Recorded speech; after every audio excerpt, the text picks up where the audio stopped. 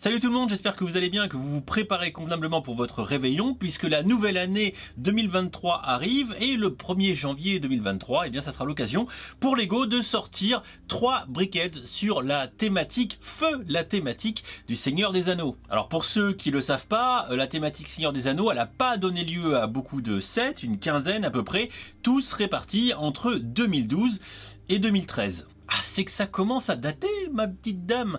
Ça fait 10 ans qu'on n'a plus eu de Lego The Lord of the Ring en briques danoises, et 2023 sera donc, peut-être, l'objet d'un retour fracassant, sait-on jamais. Et ce retour, de toute façon, il s'opère dès le 1er janvier avec 3 briquettes. La boîte 40-630 composée de Frodon et de Gollum. Stupide Hobbit chauffelu. Oui, voilà. La boîte 40-631 composée de Gandalf et du Balrog. Et enfin, la boîte 40-632 composée de Aragorn et d'Arwen. Alors, je sais pas pour vous, mais moi, à l'époque, je pense qu'on était tous amoureux d'Arwen dans les films. L'actrice, ô combien jolie, en faisait beaucoup rêver. Et je pense que les demoiselles, de leur côté, elles, je pense que Aragorn, c'est pareil, il aurait pas dormi dans la baignoire. Bref, je vous propose bien évidemment qu'on regarde ces 6 briquettes tout de suite, et pour savoir si dès le 1er janvier vous devrez cramer le PEL ou pas. Comme d'habitude, vous connaissez la musique. C'est parti.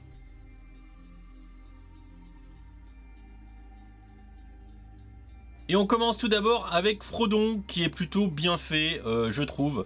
Vous pouvez regarder qu'il a sa petite cape, qu'il a sa petite épée, évidemment. Et puis c'est relativement simple, mais efficace, j'ai envie de vous dire. Code couleur sympa, design épuré, quelques tampographies pour faire un petit peu ses fringues, comme vous pouvez le constater. Et j'ai envie de vous dire, pardon, que Frodon, c'est pas la pire. Stupide Hobbit. Stupide Hobbit. Ouais, la pire, c'est peut-être certainement celle de Gollum. On dirait un bébé qu'ils ont mis en calbut. À part pour les tilts tampographiés qui lui font sa pseudo-calvitie, j'ai envie de vous dire que si vous le mettez pas à côté de Gollum et si vous lui mettez pas un poisson dans la main gauche, je sais pas trop ce qui nous fait dire que c'est Gollum. Il n'y a pas les yeux bleus, il n'y a pas le sourire dégueulasse. Bref, on dirait un bébé en calbut et on admettra que c'est Gollum parce que c'est Lego qui nous le dit. Ensuite, on a notre vieux Gandalf, et pour le coup Gandalf, je trouve qu'il est plutôt bien fait. Chapeau recourbé de sorcier, une belle barbichette, un petit bâton parce qu'il est tout vieux, la capuche qui est faite dans le dos, de la belle technique comme vous pouvez le constater, et des traces de doigts et de gras aussi, évidemment. La petite épée comme celle de Frodon.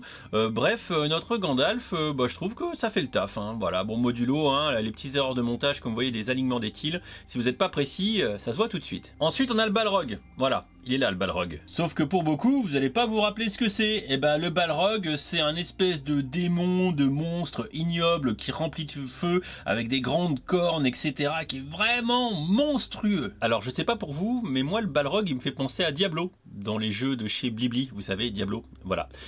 Donc, le Balrog, c'est Diablo. On va faire ça comme ça. C'est un gros monstre, quand même, ce Balrog. Et pour le coup, je trouve qu'ils l'ont plutôt bien fait parce que la briquette est super massive. Enfin, je sais, quand j'ai présenté le set, j'ai dit ouais, dégueulasse et tout. Bon, voilà, parce que c'est un peu un gros stromon, voilà. Mais il y a de la lave, il y a une petite queue et tout, qui en plus qui est articulée, machin.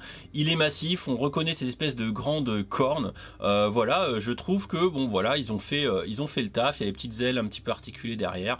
Je pense que pour les aficionados, on reconnaît ici notre bon vieux Balrog. Honneur aux dames, on continue ici avec Arwen qui est floqué en haut sur son front d'une belle tampographie. Heureusement, parce que sinon on aurait peut-être du mal à reconnaître que c'est Arwen. Si quand même les cheveux, ici, les espèces de nattes ou de machin, de cheveux qui tombent sur ses épaules, ça fait un petit peu Arwen.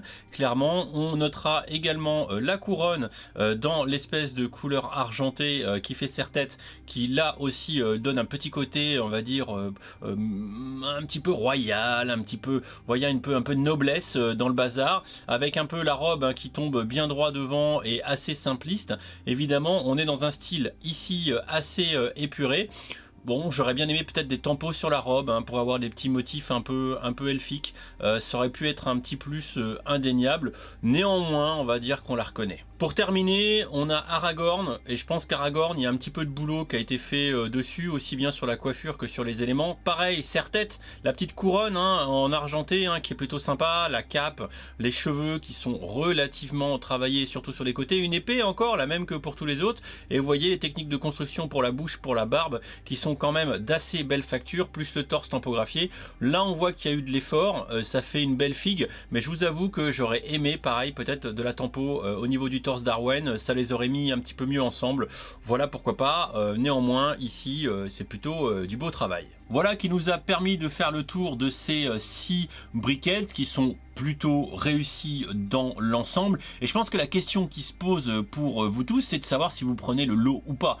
Je vous imagine assez peu d'en prendre qu'une seule sur les 3, sachant que c'est du Seigneur des Anneaux, que ça fait 10 ans que c'était pas chez Lego et que vous êtes fan de briquettes ou vous l'êtes pas. Soit dit en passant, au passage, eh bien, les prix au kilo sont pas déconnants. On est à 70-72 pour celle de Frodon et également Gollum, et celle d'Arwen et d'Aragorn. Donc on est dans les prix, on va dire, standards de produits Lego chez licence, et qui plus est de boîtes petites. Donc là, on passe pas les 100, on se fait pas exploser en plein vol. Et plus intéressant encore, celle de Gandalf et du Balrog, elle tombe autour de 56. Là, autant dire que c'est donné. Là, c'est cadeau de chez cadeau. On est dans les fourchettes de prix les plus basses. Autant dire que je pense que pour le retour du Seigneur des Anneaux, ils ont quand même certainement du côté de Billund pas voulu se faire rouler dessus par les fans hardcore. Donc je pense qu'ils ont mis un peu le paquet, et le compte de pièces certainement nécessaire pour le Balrog, qui à date, je pense, est une des briquettes les plus massives qu'on ait pu voir,